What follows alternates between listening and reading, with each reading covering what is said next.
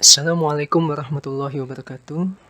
Alhamdulillahirrabbilalamin. Wabihi nasta'in ala umuri dunya waddin. Assalatu wassalamu ala ashrafil anbiya'i wal mursalin wa ala alihi wa sahbihi ajma'in amma ba'd. Rabbi shrah li sadri wa yassir li amri wahlul 'uqdatam min lisani yafqahu qawli. Perkenalkan, nama saya Teji Tigno Perjana dengan nomor induk mahasiswa 9312163119. Pada video kali ini saya akan membahas tentang tas'ir dan ikhtikar. Tas'ir menurut bahasa yaitu menetapkan atau menentukan harga. Bisa juga dikatakan bahwa tas'ir adalah harga dasar yang berlaku di kalangan pedagang. Dalam terminologi fikih, para ulama mendefinisikan al-tas'ir dengan beragam redaksi. Menurut Syafi'iyah, Syekh Zakaria Al-Ansari, pemerintah atau penguasa menyuruh penjual pasar untuk tidak menjual barang dagangannya kecuali dengan harga tertentu. Walaupun pada saat harga sedang melambung tinggi yang menyusahkan harta masyarakat. Imam An-Nawawi mendefinisikan tas'ir, penetapan harga makanan atau yang semisalnya dengan harga tertentu. Sedangkan menurut Malikiyah, Ibnu Urfah mendefinisikan pembatasan harga dengan harga tertentu oleh pemerintah atau hakim atau badan otoritatif kepada para penjual makanan.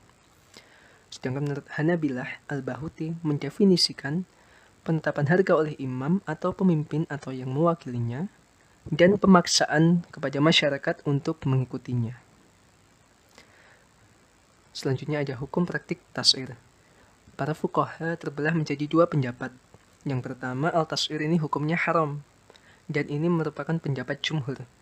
Sayyid Sabiq mengutarakan bahwa pembatasan penetapan harga dapat mengakibatkan tersembunyinya barang-barang. Hal mana membuat barang menjadi mahal, meningginya harga berarti menyusahkan orang-orang miskin, dikarenakan daya beli mereka yang menurun. Sementara orang kaya dapat membeli barang dari pasar gelap yang penuh tipu daya. Hal ini menyebabkan tidak terwujudnya kemaslahatan pada masyarakat. Yang kedua, al-tas'ir ini diperbolehkan, akan tetapi pembolehan ini tidak secara mutlak. Menurut Hanafiyah, diperbolehkan tas'ir apabila terjadi kenaikan harga-harga barang yang mana kenaikannya melewati batas kewajaran. Selanjutnya ada dalil yang melarang tas'ir. Dalam Al-Quran disebutkan, "Hai orang-orang yang beriman, janganlah kamu saling memakan harta sesamamu dengan jalan yang batil, kecuali dalam perdagangan yang berlaku atas dasar suka sama suka." Quran Surat An-Nisa ayat ke-29. Dalil di atas terdapat kalimat, kecuali dalam perdagangan yang berlaku atas dasar suka sama suka di antara kalian. Dan penetapan harga sepenuhnya adalah hak pedagang yang tidak boleh dibatasi. Penetapan harga berarti sama dengan pemaksaan dan itu tidak dibenarkan karena pada hakikatnya jual beli adalah saling ridho antara pedagang dan pembeli. Selanjutnya ada hadis dari Anas bin Malik radhiyallahu anhu, beliau berkata, harga barang-barang pernah mahal pada masa Rasulullah SAW. Lalu orang-orang berkata, "Ya Rasulullah, harga-harga menjadi mahal. Tetapkanlah patokan harga untuk kami."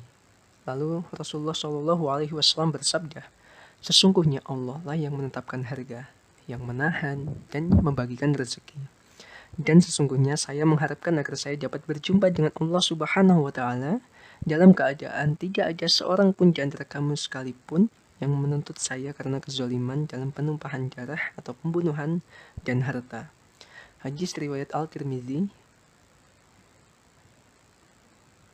Dalam hadis di atas, Rasulullah SAW tidak mau membuat patokan harga karena perbuatan tersebut termasuk dalam perbuatan zalim kepada hak-haknya para pedagang. Yang kedua ada dalil yang membolehkan tas'ir. Yang pertama ada Al-Quran, yaitu, "Hai orang-orang yang beriman, janganlah kamu saling memakan harta sesamamu dengan jalan yang batil, kecuali dalam perdagangan yang berlaku atas dasar suka sama suka di antara kalian." Quran Surat An-Nisa ayat ke-29. Surat ini sama dengan yang di atas tadi, ayat ini sama dengan yang di atas tadi, yang mengharamkan tas'ir, hanya saja pada konteks penafsirannya itu berbeda. Ya, sesungguhnya penjualan barang dengan adanya tambahan harga dari harga sewajarnya sehingga menyusahkan manusia, maka hal tersebut sama dengan makan harta orang lain dengan cara yang batil. Jual beli yang diperbolehkan dalam Islam tidak boleh merampas hak-hak orang lain atau menyusahkan orang banyak karena mahalnya harga.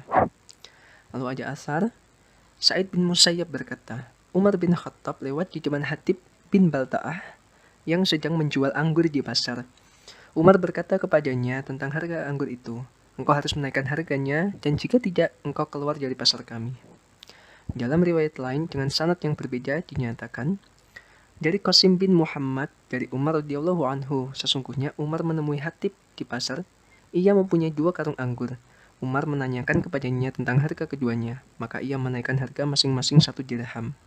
Kemudian Umar berkata, "Aku telah berbincang-bincang dengan serombongan khalifah dari Taif yang juga membawa anggur, agar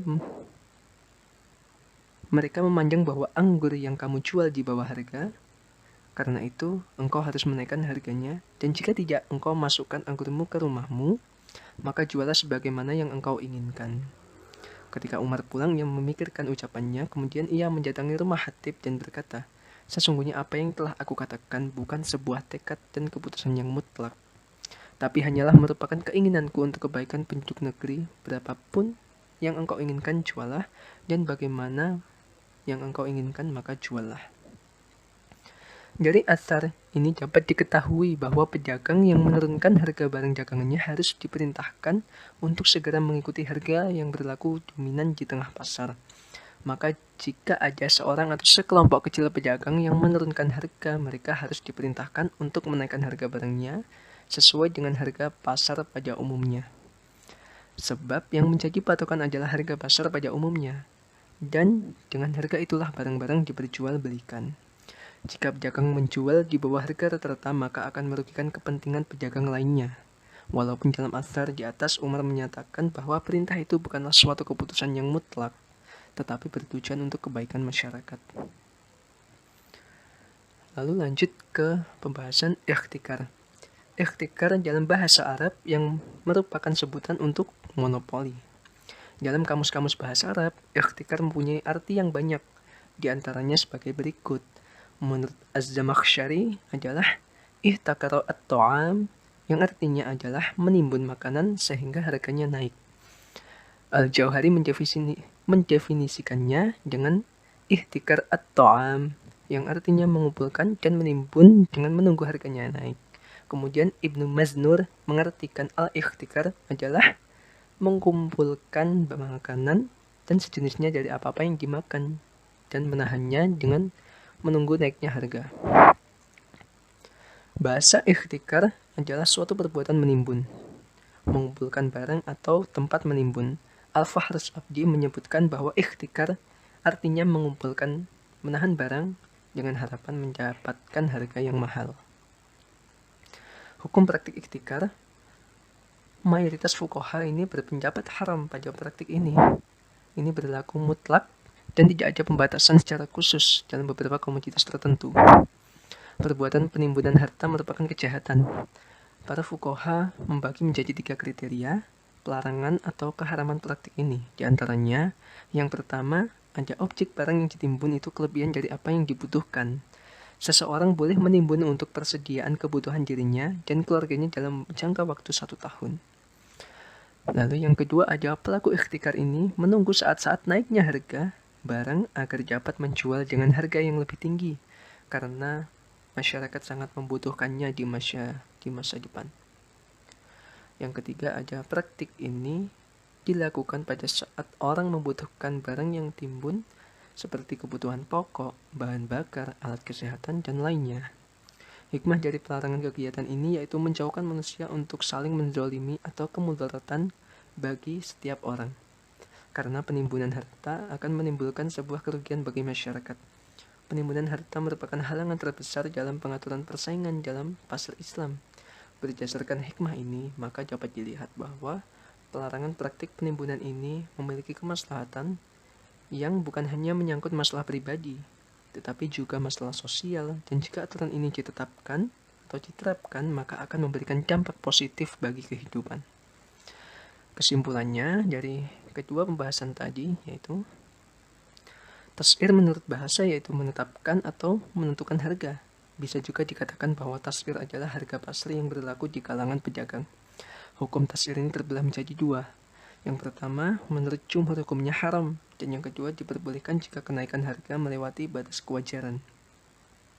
Lalu ihtikar adalah suatu perbuatan menimbun, mengumpulkan barang atau tempat menimbun dengan harapan mendapatkan harga yang mahal. Hukum praktik ihtikar ini haram secara mutlak. Sekian dari pembahasan saya mengenai tas'ir dan ihtikar. Wassalamualaikum warahmatullahi wabarakatuh.